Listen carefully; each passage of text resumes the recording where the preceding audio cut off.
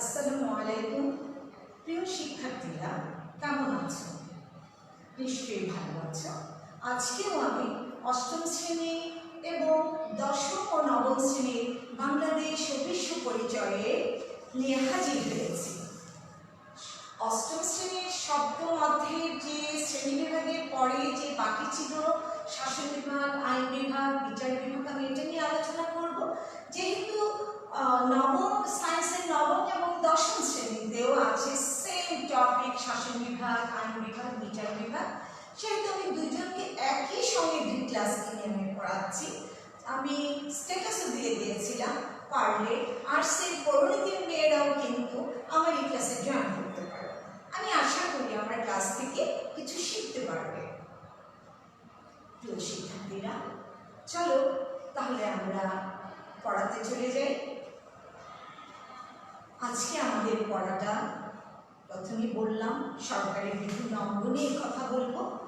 সরকারের বিভিন্ন অঙ্গ, এই সরকারের মূল তিনটা, সরকারকে মূল পরিচালনার জন্য আসলে তিনটা অঙ্গ বা বিভাগ রয়েছে। এই তিনটা অঙ্গ আর বিভাগ কি? শাসন বিভাগ, আইন বিভাগ এবং বিচার বিভাগ। তো শিক্ষার্থীরা, আমরা একটু বোর্ডে একটু দেখি আমরা শাসন বিভাগ কোনটা সেটা আমরা একটু বোর্ডে আটকাই।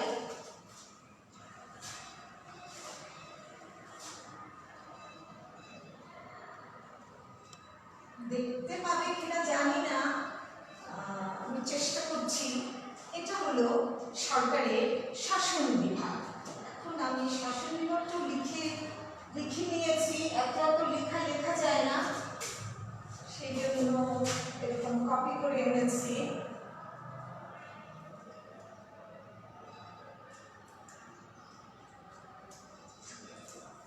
দেখো, দেখা যাচ্ছে কিনা, বোঝা যাচ্ছে কিনা? সরকারের তিনটা অঙ্গে এটা হলো শাসন বিভাগ। এছাড়া আছে আরো আইন বিভাগ।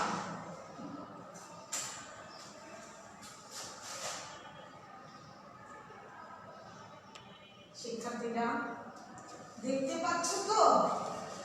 লেখা আবার ছোট হয়ে গেল কিনা আল্লাহ জানে। এটা হলো সরকারের আইন বিভাগ। এরপর আমরা দেখি আরেকটা বিভাগ রয়ে গেছে, সেটা হলো সরকারের বিচার বিভাগ।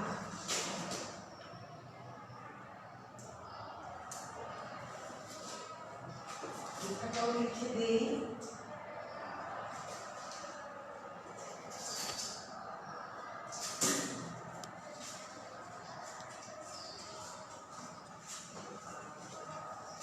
সরকারের বিচার বিভাগ। তো আমরা শিক্ষার্থীরা আমরা দেখতে পেলাম সরকারের তিনটা অঙ্গ, শাসন বিভাগ, আইন বিভাগ এবং বিচার বিভাগ। তো শিক্ষার্থীরা, আমরা প্রথম শাসন বিভাগ নিয়ে তোমাদের সঙ্গে আলোচনা করতে চাই। শাসন বিভাগের মূল কাজ হলো আইন অনুসারে শাসন কার্য পরিচালনা করা। আমি আবারও বলছি, শাসন বিভাগের মূল কাজ হলো আইন অনুসারে শাসন কার্য পরিচালনা করা।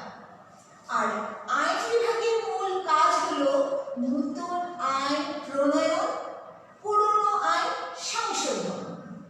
আবারও বলছি, আইন বিভাগের মূল কাজ হলো নতুন আইন প্রণয়ন ও পুরনো আইন সংশোধন। আর বিচার বিভাগের কাজ হলো আইনের যথাযথ প্রয়োগ ও বিচার কাজ সম্পাদন করা। তাহলে আমরা দেখলাম যে তিনটা বিভাগের তিন ধরনের কাজ সম্পাদন করতে হয়। তাহলে শিক্ষার্থীরা, আমরা প্রথম শাসন বিভাগের গঠনটা জানি। শাসন বিভাগটা কিভাবে গঠিত হয়? রাষ্ট্রপ্রধান ও সরকারের প্রধানের কার্যালয়ের কর্মকর্তা এবং কর্মচারীদের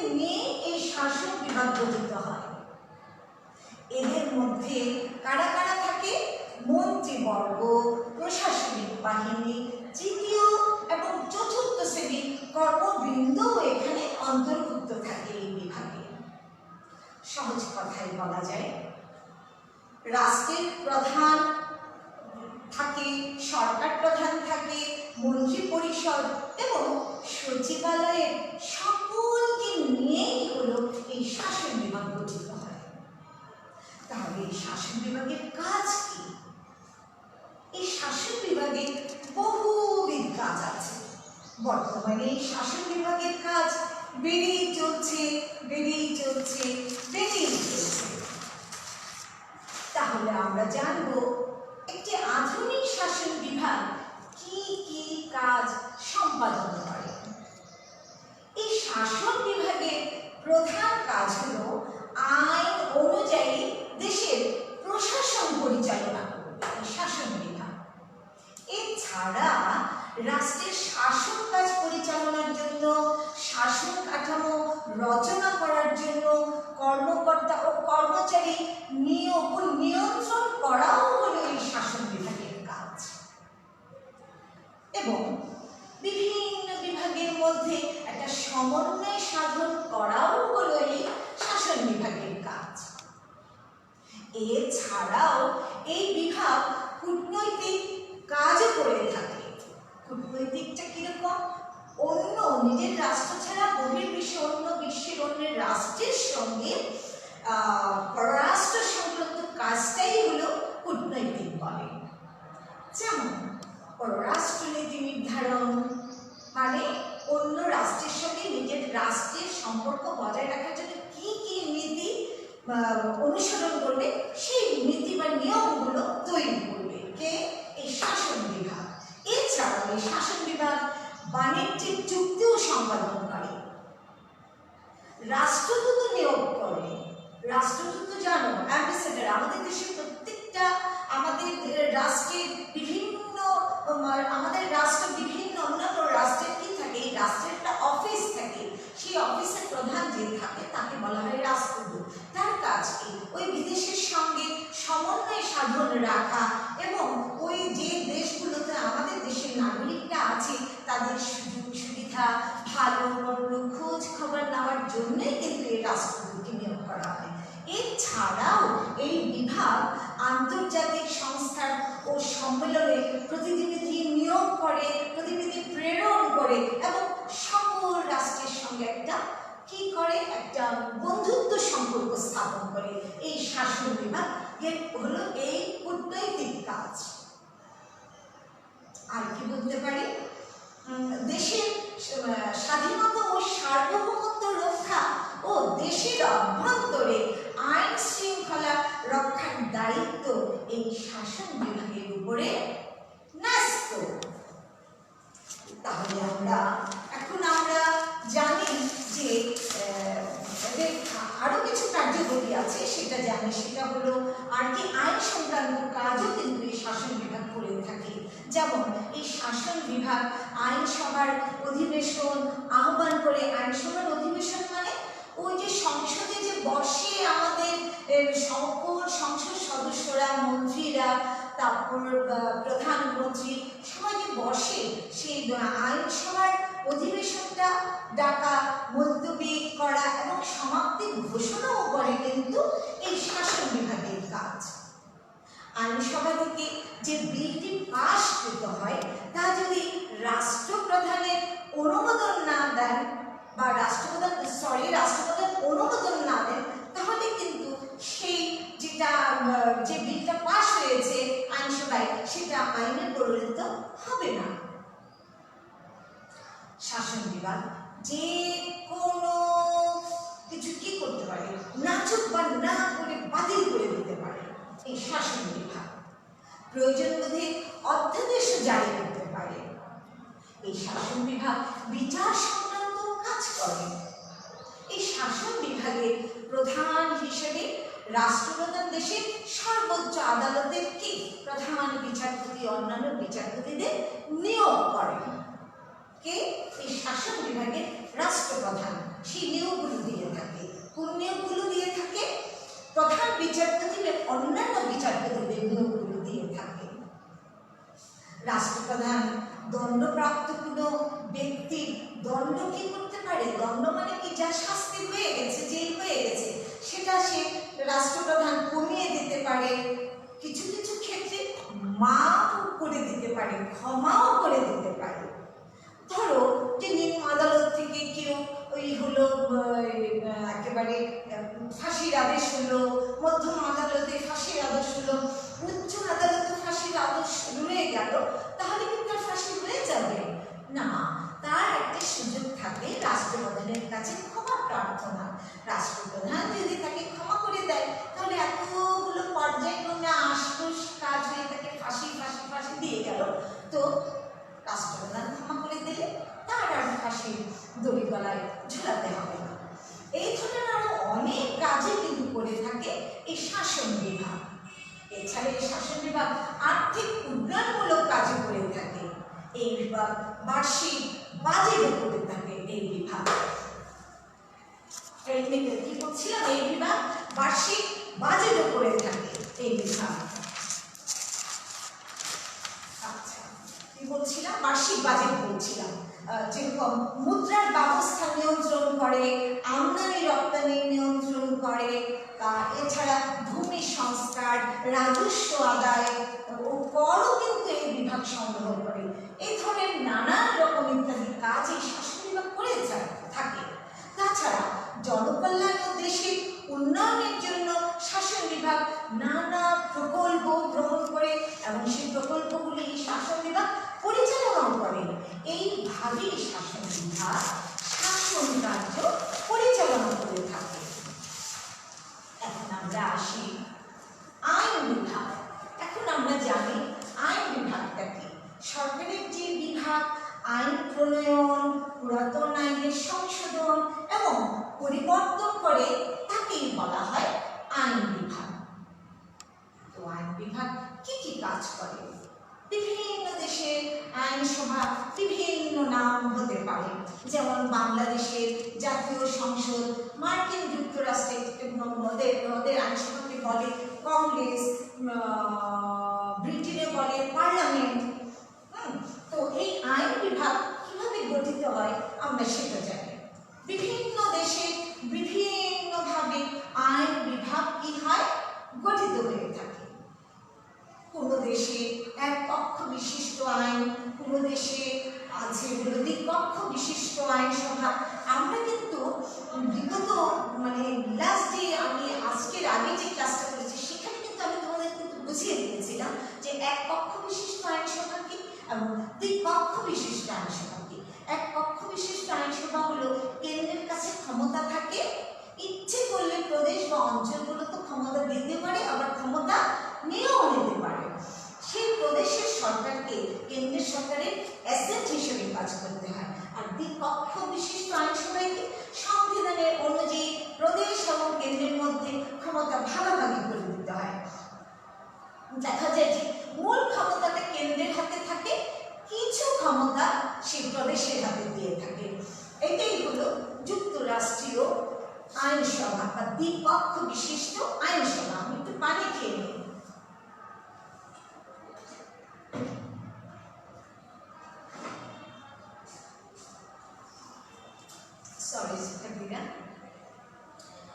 বাংলাদেশের আইনসভা এক কক্ষ বিশিষ্ট আইনসভা, আর গ্রেট ব্রিটেনের আইনসভা দ্বিকক্ষ বিশিষ্ট আইনসভা। এই আইনসভার কাজ কি সেটা আমরা জানি। এই আইনসভা আইন প্রণয়ন ছাড়াও বিভিন্ন রকম কাজ করে থাকে, যেমন দেশের আইন শৃঙ্খলা রক্ষা এবং সুষ্ঠুভাবে প্রশাসন পরিচালনার জন্য আইনসভা নতুন নতুন আইন প্রণয়ন ও প্রচলিত আইনের পরিবর্তন ও সংশোধনও করে। তারপর আমরা জানি যে সংবিধান সংক্রান্ত কি কাজ করে এই আইনসভা। কোনো কোনো দেশে আইনসভা গণপরিষদ হিসেবে দেশের জন্য সংবিধানও রচনা করে। বাংলাদেশের আইনসভার 1972 সালে সংবিধান রচনা করা হয়েছে। তাছাড়া এই আইনসভার সংবিধান সংশোধনও করতে পারে। এই আইনসভা জনমত কিভাবে এই আইনসভা জনমত গঠনের অন্যতম বাহক। আইনসভার সদস্যগণ সংসদের ভিতরে এবং বাহিরে সরকারি কাজে সমালোচনা, আলোচনা, বিতর্কের মাধ্যমে জনগণকে প্রকৃত অবস্থা অবহিত করতে পারে এই আইন বিভাগ। এবং এইসব আলোচনাও বিতর্ক থেকে কি হতে পারে, জনগণ তাদের কি করণীয় তা নিজেরা স্থির করে নিতে পারে। আর এইভাবে দেশে জনমত গঠিত হয়। এছাড়াও এই আইন বিভাগ শাসন বিভাগের উপর নিয়ন্ত্রণ করতে পারে। কেমন? কোনো কোনো দেশে আইন বিভাগ সন্ধি চুক্তিও সম্পাদন করে, যুদ্ধ ঘোষণা করে, উচ্চ পদস্থ সরকারি কর্মকর্তাদের নিয়োগ, অনুমোদন দান ইত্যাদি শাসন সংক্রান্ত কাজও করে থাকে এই আইন বিভাগ। তাছাড়া প্রশ্ন জিজ্ঞাসা, বিতর্ক, আলোচনা, মুলতবি প্রস্তাব, নিন্দা প্রস্তাবও করে থাকে এই আইন বিভাগ। এই আইন বিভাগ অনাস্থা প্রস্তাবের মাধ্যমে কিন্তু আইনসভা কি করে দিতে পারে, শাসন বিভাগকে এই আইনসভা নিয়ন্ত্রণ করতে পারে। আর সংসদীয় সরকার ব্যবস্থার মন্ত্রী সর্বতোভাবে এই আইনসভার নিকট জবাবদিহিতা করে। অনাস্থা আনতে হলে মন্ত্রীদের কি করতে হয়, পদত্যাগ করতে হবে। এই আইনসভা বিচার সংক্রান্ত কাজ করে থাকে। এই আইনসভা কিছু বিচার সংক্রান্ত কাজ করে। এই আইনসভা তার সদস্যদের অসদাচরণের জন্য বিচার কাজ করে, আবার সদস্য পদ বাতিলও করতে পারে এই আইনসভা। অভিযুক্তের কারণের মাধ্যমে রাষ্ট্রপ্রধান, উচ্চ পদস্থ কর্মকর্তা ও বিচারপতিদেরও কি করতে পারে, অপসারণ করতে পারে। এই আইনসভা অর্থ সংক্রান্ত কাজ করতে পারে। এই আইনসভা দেশের জাতীয় তহবিলের অভিভাবক। এই আইনসভার অনুমোদন ব্যতীত বাজেট পাস হয় না এবং কর ধার্যও করা যায় না এই আইনসভার অনুমোদন ছাড়া। অতএব এই আইন বিভাগ আইন সংক্রান্ত কাজ ছাড়াও বহুবিধ কাজ সম্পাদন করে। আমরা জানি যে আমাদের দেশে যে প্রচলিত আইনগুলো আছে সেগুলো আসলে ব্রিটিশ আমল থেকে প্রচলিত হয়ে আসছে। সেই আইনগুলো সেগুলো আমরা এখন পর্যন্ত সেগুলি আমরা অনুসরণ করছি। কিছু কিছু আইন যে আমাদের স্বাধীনতার পরে যে কিছু কিছু আইন হয়নি তা না, হয়েছে কিছু কিছু আইন, যেরকম সাইবার ক্রাইম আইন হয়েছে, তারপরে হলো দুর্নীতি দমন আইন হয়েছে, তারপর দ্রুত আদালত হয়েছে, যেরকম কোথাও আগুন লাগলো, কোথাও ঘর ভেঙে গেল, এই ধরনের বিচারের জন্য দ্রুত আইনও কি হয়েছে এই সরকার তৈরি করেছে। তাহলে আমরা জানতে পারলাম যে বিচার শাসন বিভাগ কি কি কাজ করে, আইন বিভাগ কি কি কাজ করে। এখন আমরা সর্বশেষ যেতে চাই যে বিচার বিভাগ কি কি কাজ করে আর বিচার বিভাগটা কি। সরকারের যে বিভাগ ন্যায় বিচার প্রতিষ্ঠার জন্য আইন অনুসারে বিচার কাজ পরিচালনা করে থাকে তাকেই বলা হয় এই বিচার বিভাগ। আমি আবারও বলছি যে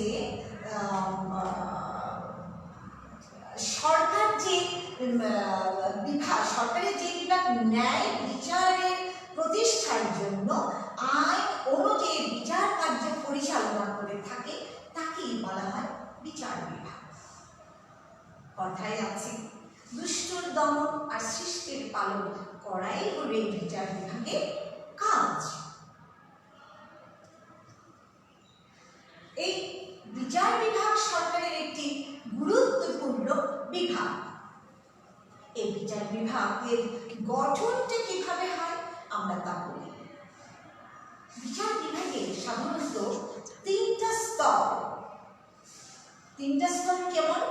নিম্ন আদালত, মধ্যম আদালত ও উচ্চ আদালত। নিম্ন আদালত দেশের তৃণমূলে গঠিত হয়।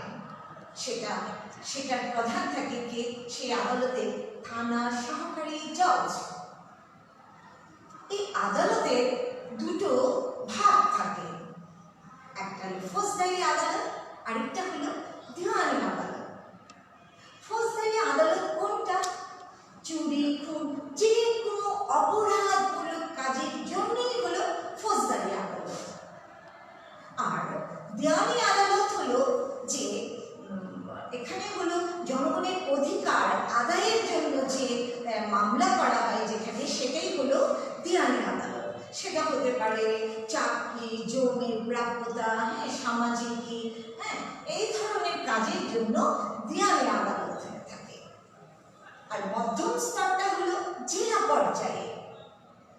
এই মধ্যম স্তরেও আছে দু ধরনের আদালত বিদ্যমান, একটা হলো দেওয়ানি আদালত, আরেকটা হলো ফৌজদারি আদালত। ঠিক যেরকম ওই তৃণমূলের আদালতও যেরকম কাজ করে ফৌজদারি দেওয়ানি, সেই মধ্যম আদালতও ফৌজদারি দেওয়ানি একই রকম কাজ করে। আবার দেখা যায় যে এই ধরনের কোনো দেশে আবার দেখা যায় প্রদেশেও কি আছে, হাইকোর্ট আছে। দেশে সর্বোচ্চ স্তরে যে আদালত আছে তাকেই বলা হয় সুপ্রিম কোর্ট। একটু দাঁড়াও, আমার মাইক্রোফোনটা ছুটে গেছে, আমি একটু আটকে নিই।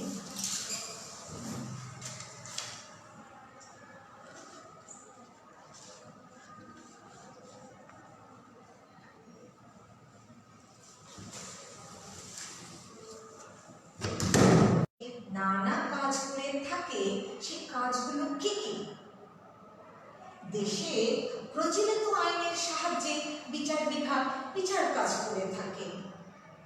অপরাধীকে দণ্ড বিধানের মাধ্যমে বিচার বিভাগ ন্যায় বিচার নিশ্চিত করে থাকে। এই বিচার বিভাগ নিরপরাধ ব্যক্তি যেন শাস্তি না পায় সেদিকে লক্ষ্য রেখে কিন্তু এই বিচার বিভাগকে বিচার কাজ সম্পন্ন করতে হয়। এই বিচার বিভাগ নাগরিক অধিকার সংক্রান্ত কাজ করে থাকে। স্বাধীন ও নিরপেক্ষ বিচার বিভাগ নাগরিক অধিকার রক্ষার অন্যতম রক্ষা কবচ হল এই বিচার বিভাগ। বিনা অপরাধে গ্রেফতার, বিনা বিচারে আটক রেখে কাউকে যাতে কখনো কোনো হয়রানি করতে না পারে সেদিকে নজর রাখাই হলো এই বিচার বিভাগের অন্যতম কাজ। এই বিচার বিভাগ আইনের ব্যাখ্যাদান সংক্রান্ত কাজ করে থাকে। আদালতে বিচার কাজ করতে গিয়ে বিচারক যদি পরিচালনা করতে গিয়ে দেখে যে আইনকে অস্পষ্ট মনে হচ্ছে বিচারককে, তখন তিনি কি করতে পারেন? সেই আইনের ব্যাখ্যা দিয়ে একটা সঠিক অর্থ নির্ধারণ করে সেই মামলা পরিচালনা করতে পারে। তো বুঝতে হবে যে সেটা নিম্ন আদালতে হবে না, সেটা হতে হবে উচ্চ আদালতে। আর এই উচ্চ আদালতে যিনি করবেন, সেই উচ্চ আদালতের বিচারক, সেটাকে আসলে আইন বলতে পারি না, সেটাকে আমরা বলতে পারি যে বিচার কার্য করতে গিয়ে যেহেতু স্পষ্ট কোনো ব্যাখ্যা ছিল না আইনের, তাহলে আমরা সেটা বলতে পারি নজির। সেটা নজির, সেটা কিন্তু আইনে পরিণত হয় না, সেটা নজির। সেই নজিরটা দিয়েই কিন্তু বিভিন্নভাবে একই ধরনের যদি কোনো মামলা হয়, সেই নজিরটা দিয়ে সেই মামলা পরিচালনা করতে পারে। উচ্চ আদালত থেকে এটাকে নজির হিসাবে কি করা হয়, ব্যাখ্যা দেওয়া হয়। আচ্ছা, তারপরে আমরা জানতে চাই, তারপরে করতে চাই যে এটা হলো আইন প্রণয়নমূলক কাজও কিন্তু করে থাকে এই বিচার বিভাগ। কোনো মামলা পরিচালনা করতে গিয়ে বিচারকগণ যদি দেখেন যে সেই মামলা সংক্রান্ত আইনের যথেষ্ট অভাব রয়েছে, তখন বিচারকগণ কি করবে? তার মেধা মনন দিয়ে সেই মামলাকে পরিচালনা করতে গিয়ে যে সিদ্ধান্ত গ্রহণ হয় সেটাই হলো নজির। আবার বলছি, সেগুলিকে আইন বলবে না, নজির। সেগুলো ছোট ছোট সেটা দিয়েই কি হয়, পরবর্তী মামলা যদি এই ধরনের থাকে সেগুলো পরিচালনা করা হয়। এই বিচার বিভাগ পরামর্শ সংক্রান্ত কাজ করে। আইনের কোনো জটিলতার প্রশ্নে এই শাসন বিভাগ, আইন বিভাগ কি করে, এই কাছে বিচার বিভাগের যে ব্যাপারগুলো পরামর্শ চায়, আইন বিভাগ বিচার বিভাগের নিকট ব্যাখ্যা যদি চায়, তাহলে এই বিচার বিভাগ কি করবে, তাদের পরামর্শ দিয়ে থাকবে। শাসন সংক্রান্ত কাজও কিন্তু এই বিচার বিভাগের সংশ্লিষ্টতা আছে। আইন ব্যবসায়ীদের লাইসেন্স প্রদান করে থাকে এই বিচার বিভাগ। আদালতের অধীনস্থ কর্মচারীও নিয়োগ দেয় এই বিচার বিভাগ।